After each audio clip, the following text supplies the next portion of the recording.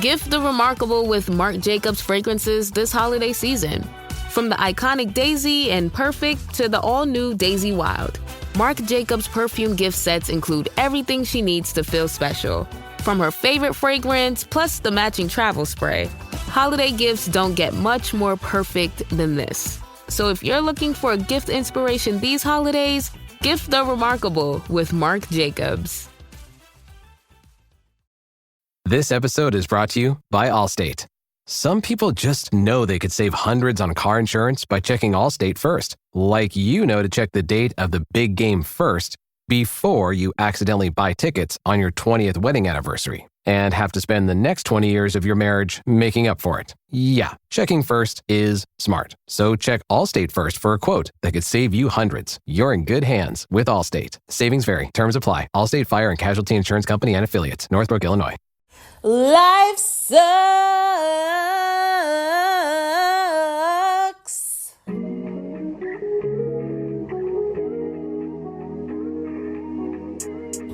Welcome back to the Distract Me Please podcast. I'm your host, Bianna Silva, and I'm just here literally doing like a 2-minute, 2-second check-in because, girl, how are we surviving?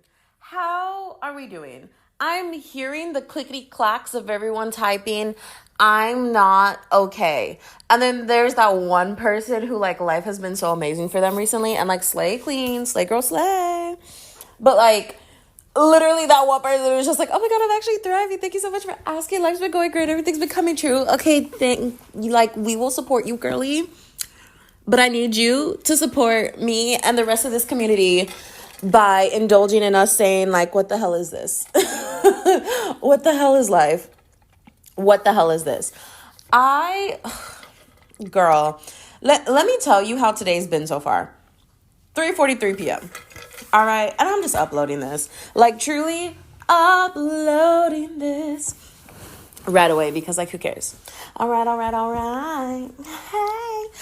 I had a lot of caffeine. I mean, double shot espresso and half pre-workout, girl. And then I wonder why earlier I was like, my head's kind of throbbing. Anyways. I've already cried in the car to Ariana Grande and Mac Miller. It's just so much. Ugh. But through this, I wanted to offer advice because the only way to get through tough situations is to realize that this could be advice for someone in the future. So to whoever needs to hear this, get excited. Get excited about whatever it is that you're excited for. I know the whole like, don't put all your eggs in one basket and like, don't get too excited about things because disappointment and blah, blah, blah, nee, na, nee. Get excited. Just get excited and enjoy it. And even if the only thing that brings you joy out of that moment is the joy of being excited and getting really hopeful about something, enjoy it. Because right now, that's the only thing that's pulling me through this. I got really excited about something and it didn't happen at all. It didn't happen the way I thought it would. And then, ooh, Connie, I don't want you that close to that plug, girl. Sorry, I have like an extended surge protector. Ow. And my legs have been sore for the past couple of days because I had a really intense leg day at the gym. And let me just say this. I understand why everyone hates leg day now. Because I've always heard people be like, oh, I hate leg day. And I'm like, why? It's my favorite day. I feel like it's always the easiest workouts personally. And it's like just way quicker to get through. But I haven't done an intense leg day in a really long time. And so I forgot how painful it is because your legs are literally a part of everything you do. The second you put your feet are on the ground, like your legs are pulling you through. But I feel that across the board, though. I feel that with arms, with abs, like every muscle has its purpose. Like one is not worse than the other, but damn, are my legs killing? Let me just say this. My dog stepped on my thigh last night as we were cuddling in bed, and she like walked over me to cuddle into my arms because she's so amazing and precious. It took everything in my body not to scream. It took so much in me. But as I was saying, I was really excited for something and I was like, I can't wait for it to happen. And I even started having dreams about it happening. And then I would wake up and I'd be really excited for my day and for my life. And I'm like, things are so good. I'm so happy I pushed through all the bad things and all the negativity and da-da-da-da. Because everything's happening just the way it needs to end, like it didn't.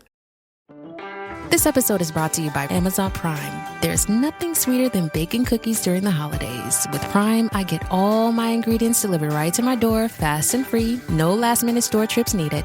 And of course, I blast my favorite holiday playlist on Amazon Music. It's the ultimate soundtrack for creating unforgettable memories. From streaming to shopping, it's on Prime. Visit Amazon.com/Prime to get more out of whatever you're into.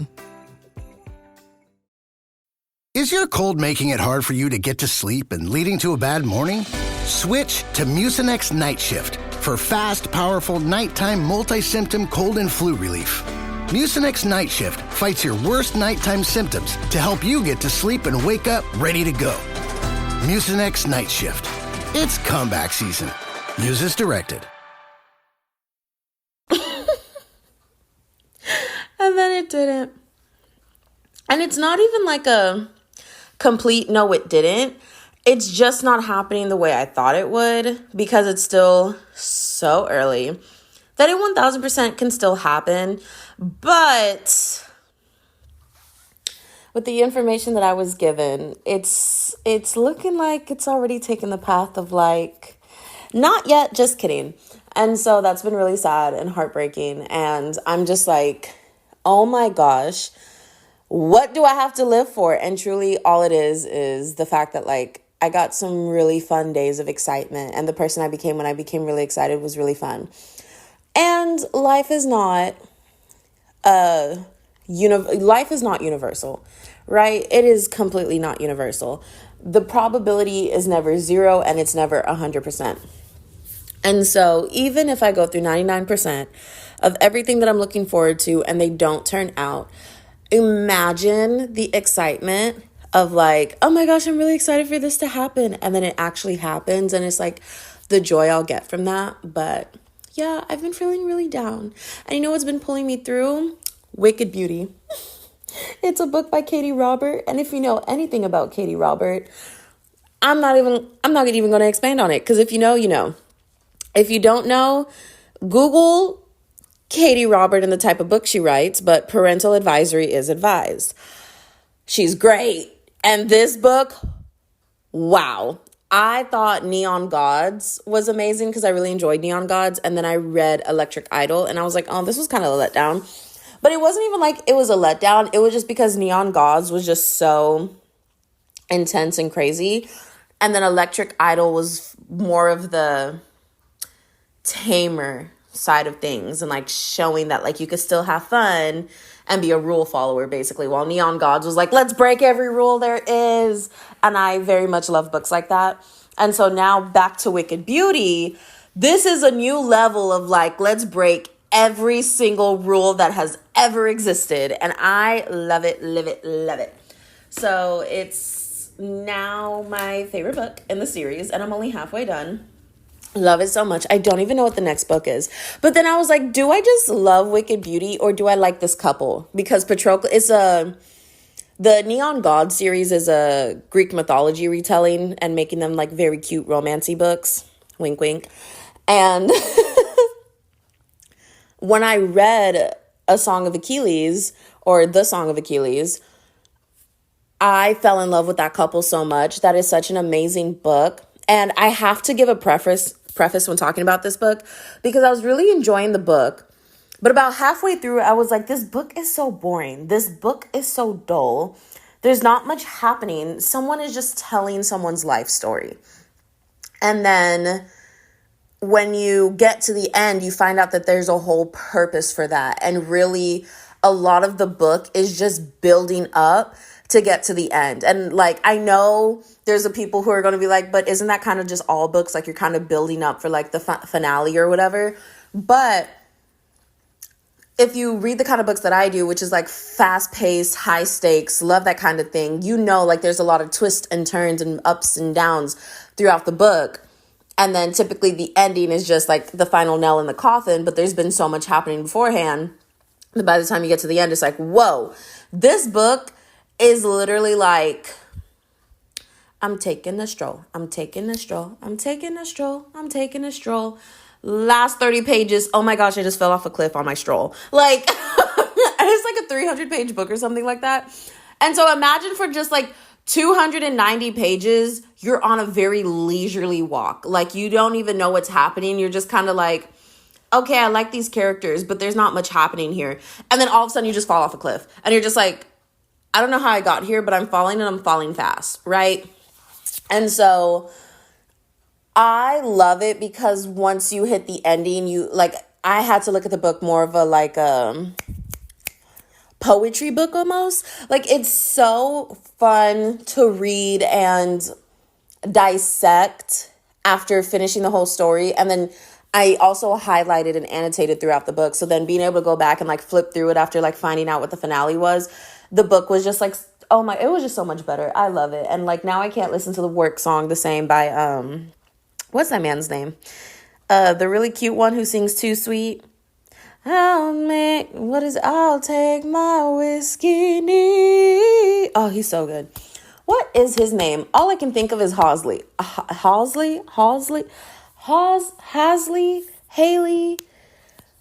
you say that girl's name? What is his name? I give up. Who cares? Like, his name is not even that important. Like, oh my gosh. But yeah, the really sexy Scottish man, who's also really sweet and amazing. But yeah, I can't listen to Work Song by him. Oh my gosh, it's going to piss me off that I can't think of his name right now. But yeah, so I fell in love with that couple from the Song of Achilles. And then I want to talk about the Song of Achilles lore so badly. And maybe I will in like a 5-minute podcast episode one day, because it's like not even that deep, but it is that deep. But if I talk about it right now after recommending it, it's going to give away a lot of the book. And like I just want y'all to go in, not blind, but just be prepared. Be prepared. But if you are a person who can't do slow pace, or you can't be patient through a slow pace book, don't read it. Definitely don't read it. Oh, it was so beautiful. Oh my gosh, I was sobbing. Literally sobbing. It was so... I was told that it was a beautiful love story, and now, next thing you know, I'm at the end of the book, and I'm just sobbing. That it is a tragedy. Okay, it is a tragedy. And I don't know a lot of Greek mythology.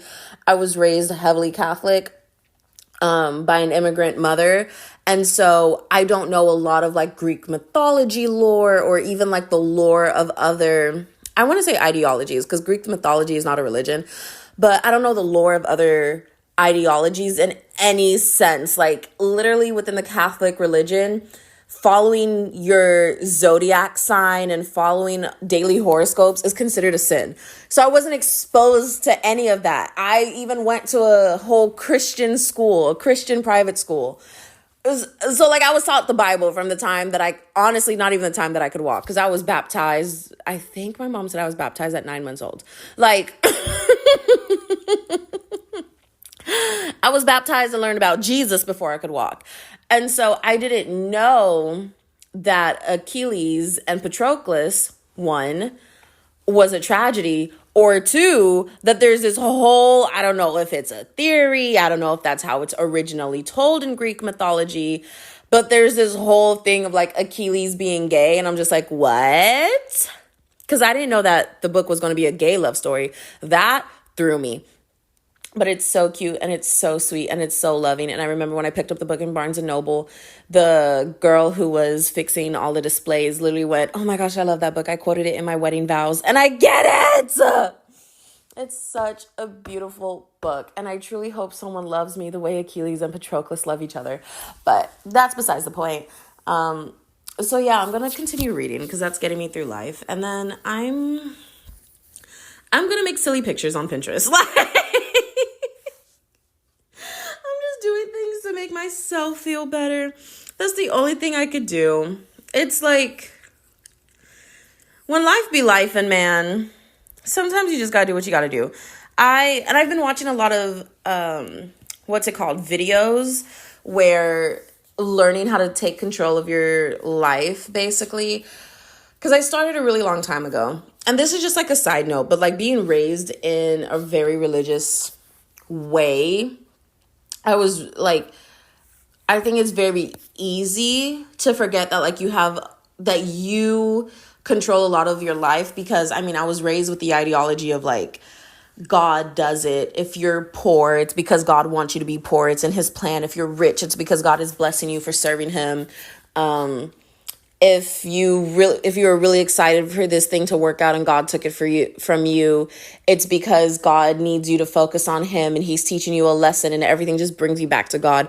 And so it's this whole ideology of like God controls every aspect of your life, good and bad. And like, there's pros and cons to that. But for me, I felt a lot of the cons and it was really making me spiral. And so now I'm going back to like learning how to take control of my life, and like, it's so fun. But yeah, that's all I have to say, girlies. Also, all my social media is private now.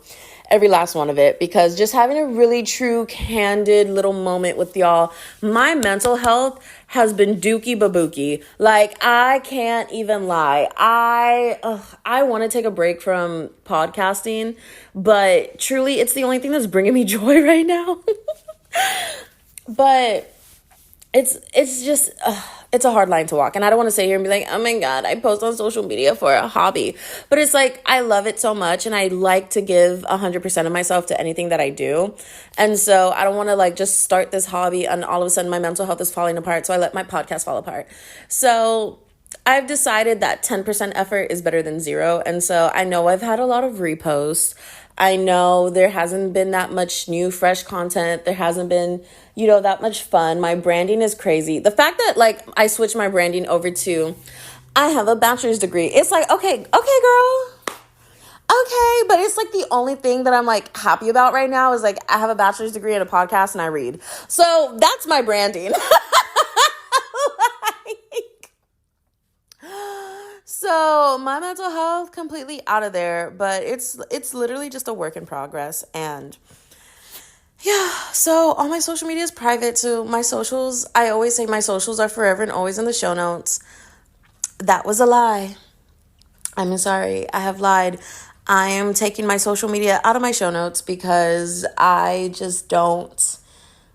don't want anything on social media. I don't want to be a part of social media, and not like in a social media ruined my mental health, but more of a, if I just take things away, not even like that. It's more like I have to focus on myself.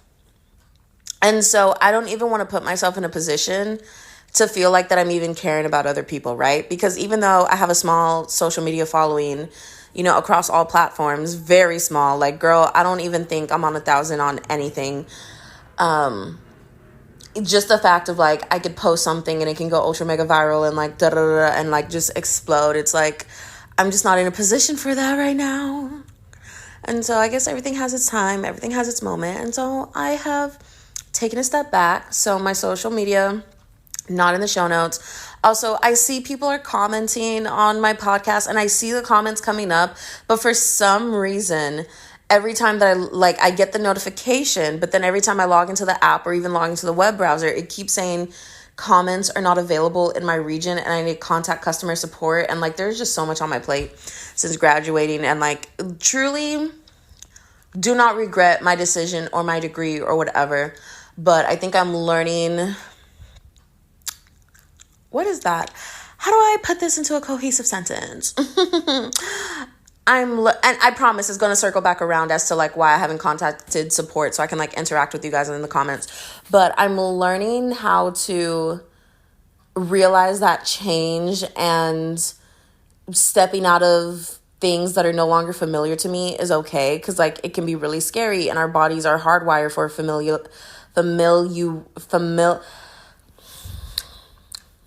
One day I'm going to learn English. But learning that like we are hardwired to put ourselves in very familiar situations.